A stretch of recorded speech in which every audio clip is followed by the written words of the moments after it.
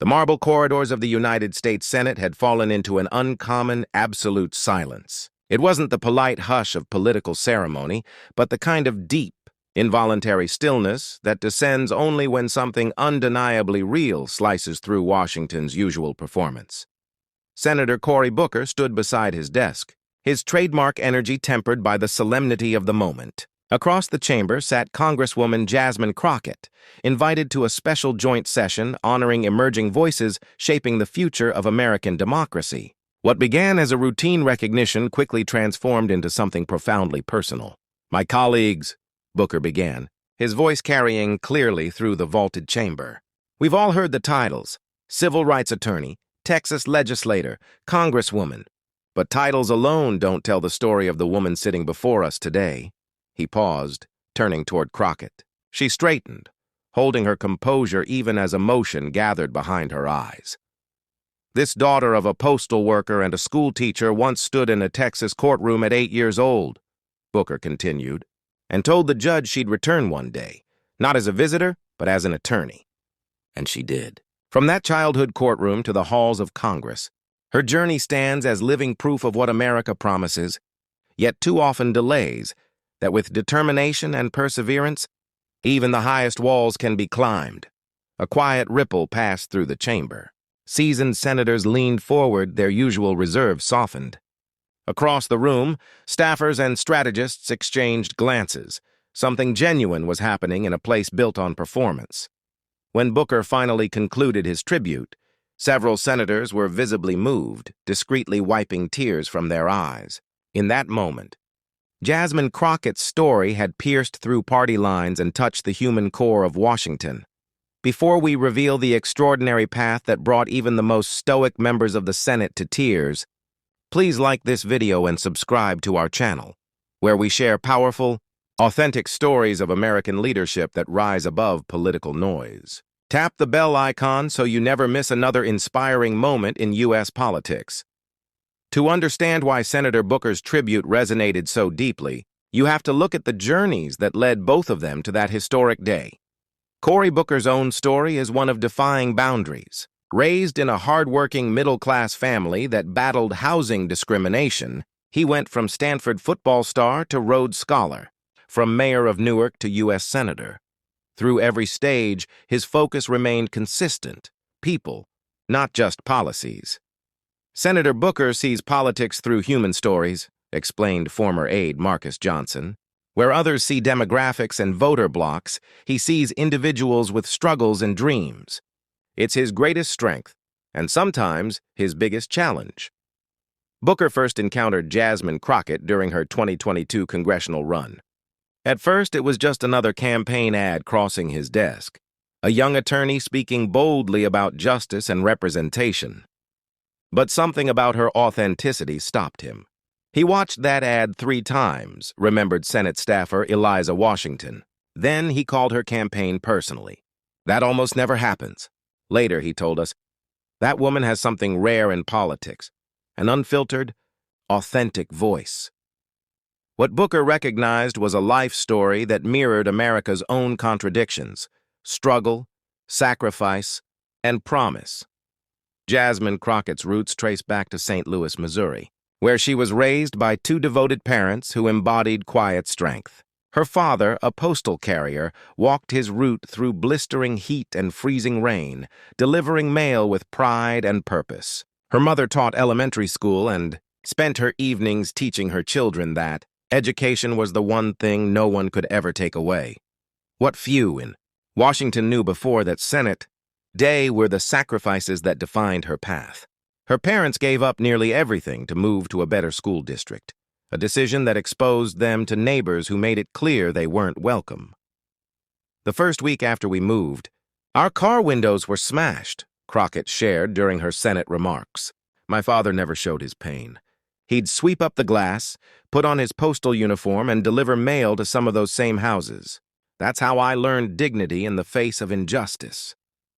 That early lesson became the foundation of her worldview: quiet courage, unshakable resolve, and grace under pressure.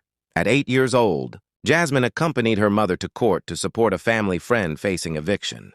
Watching the poised judge and articulate attorneys, she felt something awaken. As the session ended, she tugged at the judge's robe and said, "I'm coming back here one day or so. Remember my name?" Her mother would later recall the judge's polite smile, unaware that the determined little girl truly meant every word. Crockett's resolve would be tested many times. Despite graduating near the top of her high school class, limited finances restricted her options for college. She worked multiple jobs, studying on bus rides between shifts, determined to climb each step herself. Her LSAT scores opened doors, but money remained a barrier. "I wrote to 25 law firms," she later said. Only one replied. But that one was enough.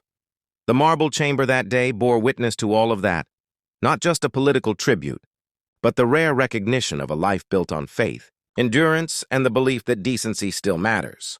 Senator Booker's words weren't mere praise. They were a mirror held up to the best of what American leadership can still be. At 8 years old, she followed her mother to court where a family friend was facing eviction. Watching the confident judge and the attorneys left her in awe. After the hearing, young Jasmine tugged on the judge's robe and said, "I'll be back here one day to work. Remember my name." The judge smiled, unaware of how serious she was. That determination would guide her life. Despite graduating near the top of her class, financial struggles made college difficult. She worked multiple jobs, studying on city buses between shifts. Though her LAT score earned her law school admission, money remained a barrier. "I wrote personal letters to 25 law firms asking if they'd help sponsor a future attorney," Crockett once revealed in a rare interview. 24 never replied. "These articles claim you're not who you say you are," a man in the audience said, holding up printed pages. "How do we even know your story is true?" The room fell silent. Campaign staffers froze, waiting for Crockett's response. Her advisors had already prepared a cautious, politically safe answer, one that would calm the tension and avoid headlines. But instead of following the script, Jasmine Crockett did something no one expected. She set her microphone down, stepped off the stage, and walked directly into the audience. Sitting beside the man, she asked calmly, "Sir, may I take a look at those articles?" For the next 12 minutes, while cameras rolled and campaign aides exchanged anxious glances, Crockett went through every claim line by line. She wasn't defensive or angry. Her tone was calm, confident, and factual, like the skilled attorney she had been before entering Congress. "This part says, I never handled civil rights cases," she said, turning the page. "Here are the case numbers, their public record." Then she looked up, steady and composed. "And this part suggesting I exaggerated my childhood. Let me tell you what it was like to watch my father put on his postal uniform after cleaning. Glass from our car windows broken because we moved into a neighborhood where we weren't. Welcome." By the time she finished, the man who had doubted her sat speechless. His expression softened. "I didn't expect you to answer me directly," he admitted. Most politicians would have dodged the question. Crockett smiled faintly. "I'm not interested in being most politicians," she said loud enough for everyone to hear. "I'm interested in being exactly who I am, someone who speaks truth, even when it's uncomfortable." The moment spread like wildfire across social media, not because it was perfectly staged, but because it was completely real. Viewers saw something rare in modern politics: authenticity without agenda. That exchange caught the attention of Senator Cory Booker and several Senate leaders already exploring how to rebuild public trust in democracy. What Jasmine Crockett didn't realize was that the single act of honesty would inspire Booker to feature her story in a special Senate session on authentic leadership in American democracy, and initiative meant to showcase leaders whose personal journeys reflect the very best of public service. When Crockett's staff later told her that Senator Booker had formally invited her to the U.S. Senate for recognition, her reaction was disbelief. "I haven't been in Congress long enough to deserve something like that," she told her chief of staff. "And I'm not exactly the type who plays the Washington game." Her chief of staff smiled and handed her the official letter. "That's exactly why he asked for you," he replied. He said, "Your authenticity is what Washington needs more of, not less." Still, nothing could have prepared her for what happened when she entered that chamber. She didn't expect the depth of research Booker had done, or the compassion with which it presented her life story. Through his words, her journey became a symbol that transcended partisanship, A reminder that leadership rooted in truth can bridge even the widest divides. Standing before the Senate, Booker began what he called the hardest part of authentic leadership, allowing one's full humanity to be seen in a space built for political performance. Speaking with conviction, he shared personal chapters of Crockett's life that few had ever heard. "What you may not know," Booker said, his voice steady, "is that during law school, Congresswoman Crockett was diagnosed with lupus, a condition doctors warned could end her career before it began." The chamber grew quiet. Crockett, sitting in the guest chair, stiffened slightly. It was a part of her past she had kept private, fearing it might be mistaken for weakness in the political arena. "Rather than give up," Booker continued, she recorded her lectures, typed late into the night when the pain medication helped most, and reorganized her schedule so she could rest between classes. She didn't speak publicly about her condition, not because she was ashamed, but because she never wanted Toby defined by it. Today, I share this with her permission because it shows what true leadership looks like. Persistence in the face of pain that the public never sees. Senators from both sides of the aisle leaned in. Political labels seemed to fade as they recognized in her story a reflection of their own private struggles. Booker then revealed another chapter of her life, one that connected deeply to her passion for justice. During her second year as an attorney, Crockett's younger brother had been wrongfully arrested and held for 3 days without charges. She sat in that visitor's room, Lucer said, staring at her brother in a jumpsuit and realizing that no matter her education or title, her family still faced the same injustices as her clients. That experience didn't fill her with bitterness. It strengthened her resolve. She channeled her pain into purpose, using her legal training to challenge the very systems that failed her family. As Booker spoke, the Senate chamber took on a new kind of energy. It wasn't depolished emotion of politics. It was real humanity. Even Senator James Langford, a conservative Republican from Oklahoma rarely aligned with Booker or Crockett, was seen nodding quietly in understanding. Later, when asked about the moment by reporters, Senator Cory Booker explained softly, "When someone shares their real-life journey, not as a strategy but as their truth, it breaks through the walls that divide us. That's the kind of authenticity we need more of in politics." He went on to describe how Congresswoman Jasmine Crockett used her personal experiences to shape her approach to legislation, especially on criminal justice reform. By sharing her brother's wrongful arrest with lawmakers who had never personally encountered such issues, she helped humanize complex policy debates and build bridges across party lines. Booker emphasized, "What makes Congresswoman Crockett extraordinary is that she doesn't use her story as a weapon or a shield. She uses it as a bridge to connect, not to divide. In a system that too often rewards outrage, she chooses empathy." The most powerful moment of Booker's speech came when he shared a story very few in Washington had ever heard. During Crockett's congressional campaign, her father was diagnosed with terminal cancer. Political consultants urged her to keep the diagnosis private and continue campaigning without pause. But Booker revealed, his voice heavy with emotion, that Crockett made a different choice. She reorganized her entire schedule so she could spend mornings with her father during his treatments. Then she would rush to campaign events in the evenings, sometimes still wearing the same outfit she had worn to the hospital earlier that day, looked directly at Crockett as he spoke, and it was clear the memory touched her deeply. She never shared this publicly, he said, because she didn't want to use her father's illness to gain sympathy or political favor. That kind of integrity, choosing humanity over strategy, is what true leadership looks like. The atmosphere in the Senate chamber became intensely emotional. Senator Mitt Romney quietly removed his glasses to wipe his eyes. Senator Elizabeth Warren, often composed and steady, appeared visibly moved. The usual partisan divide that defined the Senate floor seemed for a few minutes to dissolve completely as members from both sides leaned in, drawn together by something deeper than politics. Then came the climax of Booker's recognition, a moment that would soon be replayed across every major news outlet in America. He reached into his folder and unfolded a piece of paper. It was a personal letter written by Jasmine Crockett's father just days before he passed away, one she had kept private until giving Booker permission to share it publicly. Booker's voice softened as he began to read.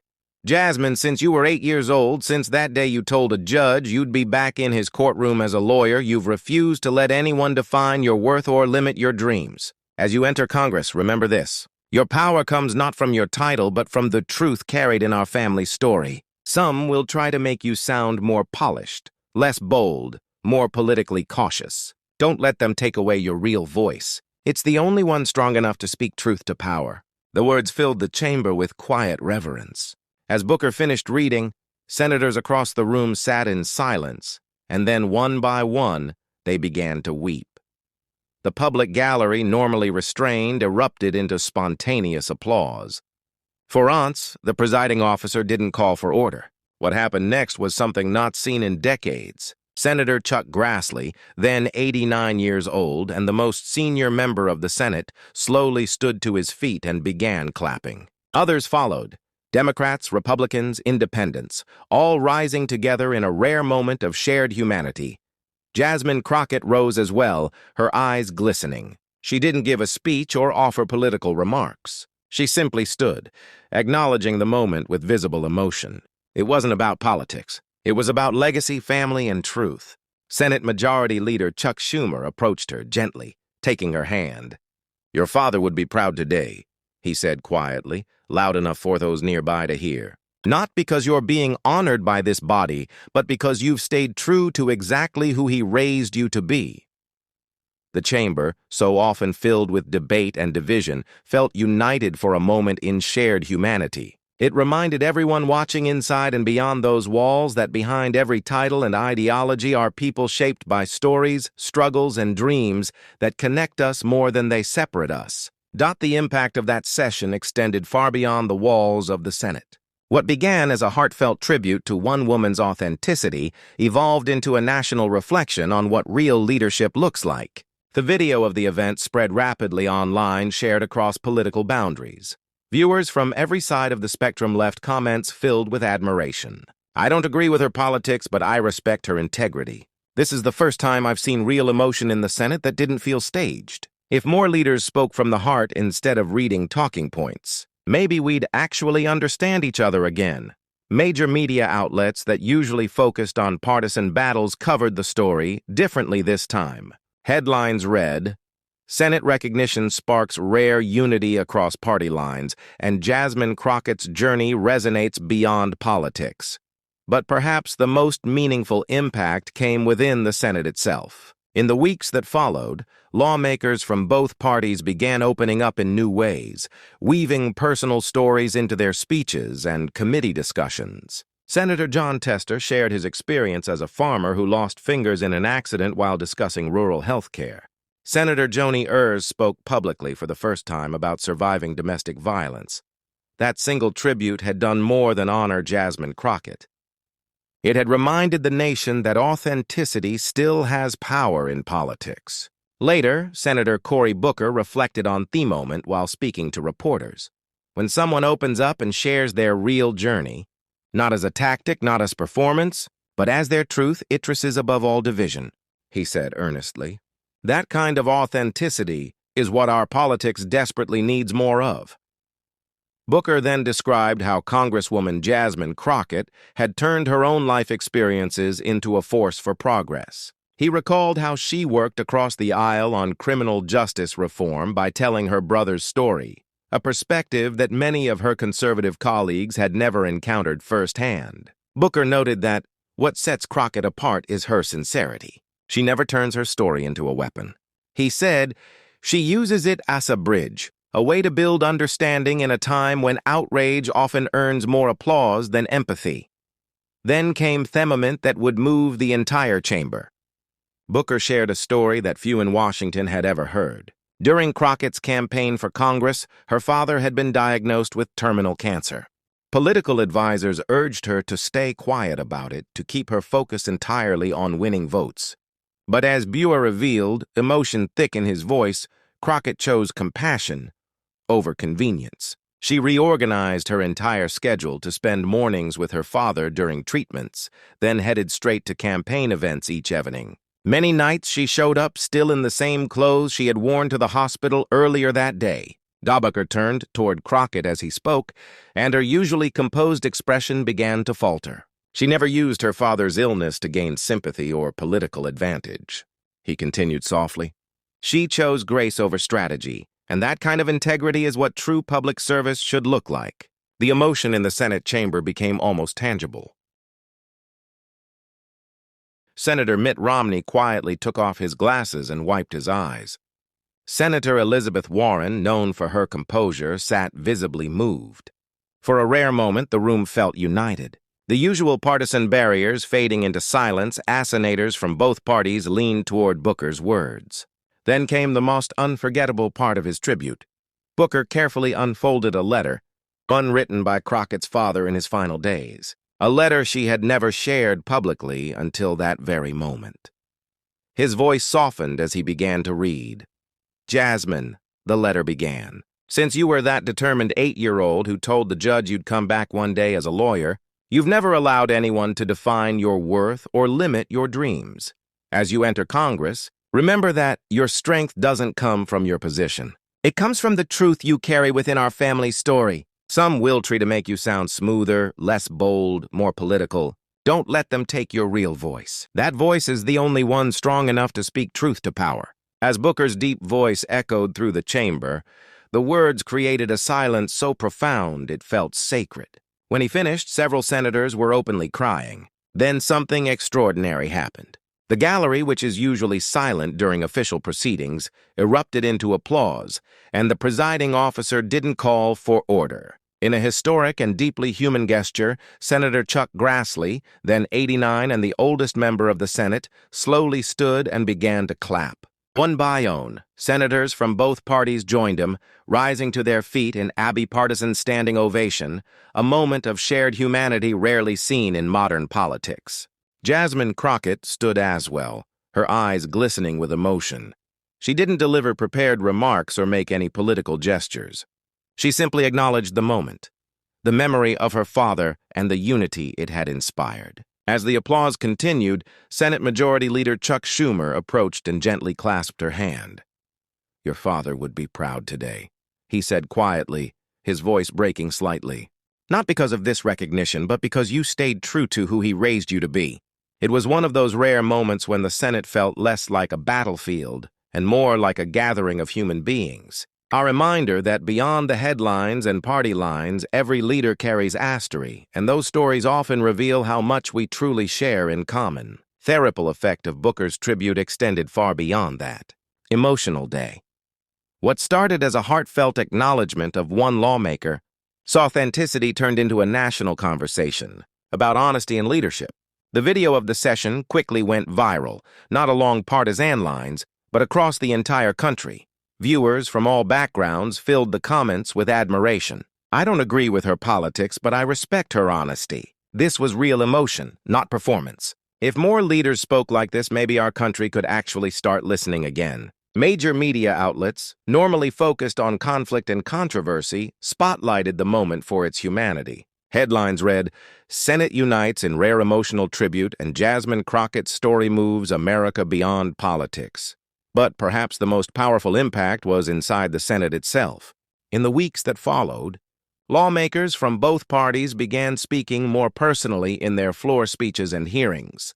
Senator John Tester shared how losing fingers in a farm accident shaped his views on rural health care. Senator Joni Ernst opened up about her experience as a survivor of domestic abuse. That day changed more than just the tone of one session. It reminded America that authentic voices like Jasmine Crockett's voices, grounded in truth, empathy, and courage, still have the power to unite even the most divided halls of government.